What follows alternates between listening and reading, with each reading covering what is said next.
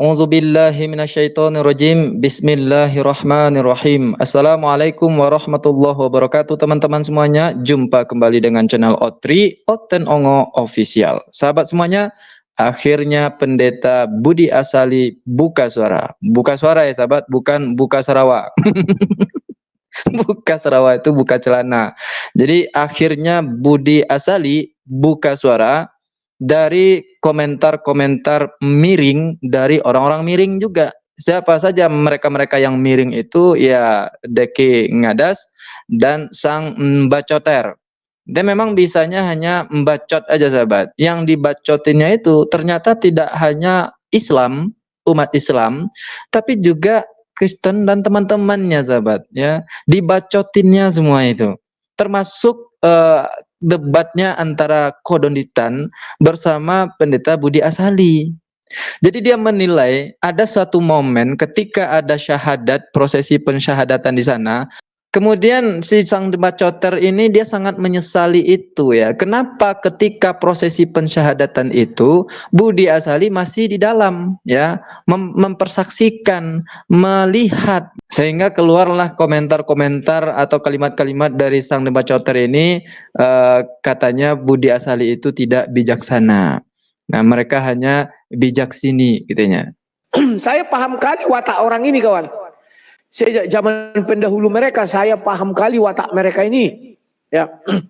2 kali saya debat, tak pernah mau saya selepas acara, selesai foto-foto saya langsung tinggalkan tempat itu. Tidak mau aku lama-lama situ kawan. Diajak makan tidak mau. Nanti dibuat judul lain-lain. Apapun tidak mau aku. Pulang keluar. Makanya di sini aku sesalkan Pak Budi Asali dengan Pak Esra Soro. Di situ mereka nggak bijaksana kawan.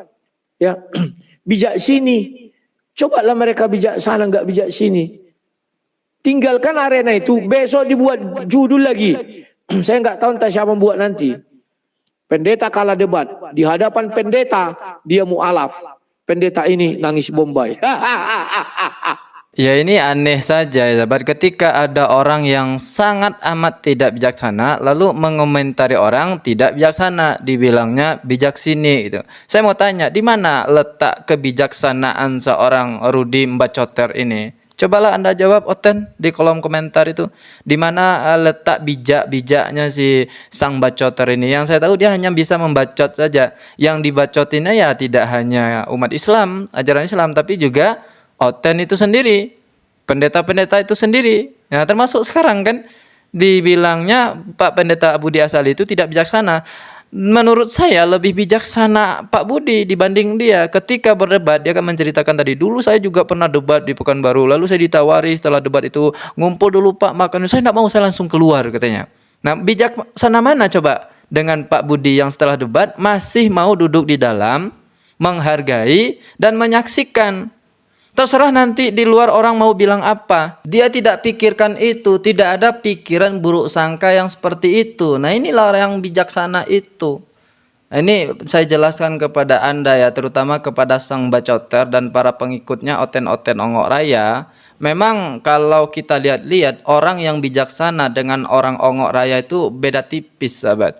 Tapi ada beberapa indikator yang bisa kita gunakan untuk membedakan mana orang yang bijaksana, mana yang Ongok Raya. Orang bijaksana pasti yang pertama mereka selalu mempunyai pikiran yang positif. Ini tidak bisa kita pungkiri. Tidak bisa kita pungkiri bahwa orang yang bijaksana itu mereka akan selalu berusaha untuk berpikiran positif, berpikiran baik, menjauhkan pikiran-pikiran buruk dan sak sangka.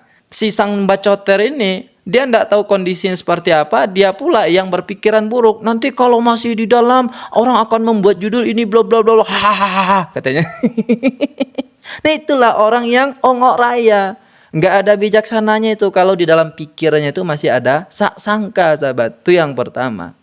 Orang yang bijaksana itu pasti orang yang bertanggung jawab. Jadi mereka itu bisa mempertanggungjawabkan apa yang mereka lakukan. Pak Budi Asali berdebat, dia bisa mempertanggungjawabkan perdebatannya itu. Nah, sekarang ada pula Oten Ongok Raya yang mempermasalahkan debat itu sia-sia katanya. Pak Budi duduk di dalam ketika dia menyaksikan orang bersyahadat pun dia bisa mempertanggungjawabkan itu perbuatannya itu. Nanti dia jelaskan kenapa dia berada di dalam itu. Nah, orang yang ongok raya pasti jauh sekali dari sifat tanggung jawab. Nah, sang bacoter ini Anda tahu ya, dia punya banyak kasus sekali sahabat. Ya, banyak sekali kasusnya terhadap penistaan agama, terutama penistaan agama Islam. Nah, si ongok ini selalu kabur dari kasus dan masalahnya itu sahabat. Nggak pernah dia selesaikan itu ya. Kemarin juga pernah bermasalah dengan donaturnya siapa itu. Donaturnya si Pauzang. Kabur juga dia. Dia hanya bisa berucap cuap-cuap lalu tidak bisa mempertanggungjawabkannya. Ketika berhadapan dengan hukum dia kabur. Ketika dikejar oleh pendukungnya atau siapa,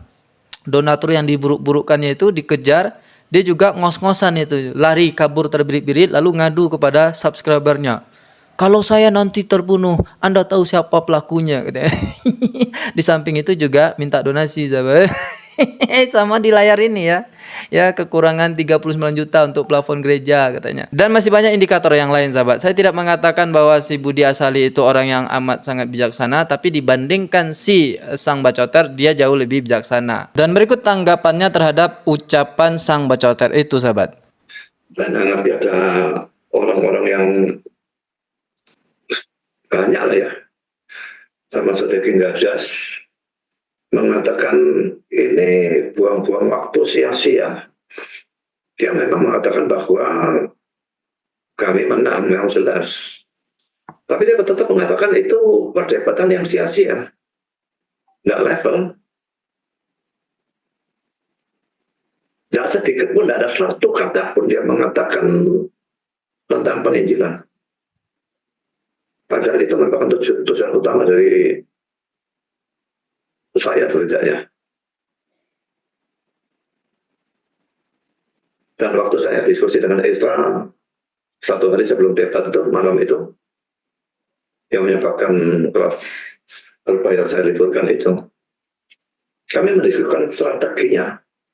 Bukan untuk menjawab argumentasi saja, tapi bagaimana atau di mana atau kapan atau bagaimana atau nginjilnya atau di mana.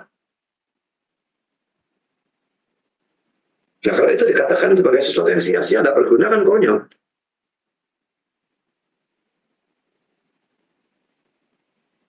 Belum lagi Rodiana si sang debater ini orang idiot memang. Orang jadi mualaf, disiasatkan di situ.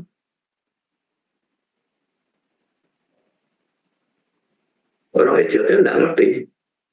Yang bayar hotel itu si Donitan, bukan kami. Lalu dengan hak apa kami mau melarang dia melakukan hal itu? Dan kalau mengapa saya tidak keluar saja? Saya tidak keluar karena saya kepingin melihat orang si ada itu gimana modelnya. Saya belum pernah tahu soal hidup saya. Bijaksana ya sahabat. Ini alasan beliau. Ada alasannya kenapa beliau itu masih berada di dalam. Logika tuh semua yang disampaikannya tadi. Karena memang orang yang bijaksana itu pernyataan-pernyataannya itu masuk akal. Pertama, kenapa masih di dalam? Ya karena untuk menghargai. Karena semua fasilitas debat itu dibayar oleh Kodonitan, ya, oleh yayasannya. Maka tidak ada hak, tidak ada jalan untuk melarang itu. Yang pertama. Yang kedua, hak Pendeta Budi juga ketika dia memutuskan dia berada di dalam itu. Karena dia mau menyaksikan bagaimana prosesi pensyahadatan itu. Karena seumur-umur dia belum pernah melihat secara langsung, mungkin maksudnya ya. Ya masuk akal semua. Karena memang demikian orang yang bijaksana. Pasti masuk akal. Beda dengan ongok raya. Kalau Pak Budi menyebutnya idiot, sahabat. Jadi ongok raya itu adalah persamaan dari idiot, sahabat ya. Orang dungu, itulah ongok raya. Saya lebih haluskan ya. Saya lebih haluskan bunyi idiot dan dungu itu jadi ongok raya ya. Nah, sebetulnya Pak Pendeta ini juga menyampaikan pesan secara tidak langsung kepada Rudi Bacoter itu. Anda daripada bacot nggak jelas, makin kelihatan idiotnya, mending diam gitu kan. Itu sebetulnya maksudnya itu, sahabat. Assalamualaikum warahmatullahi wabarakatuh.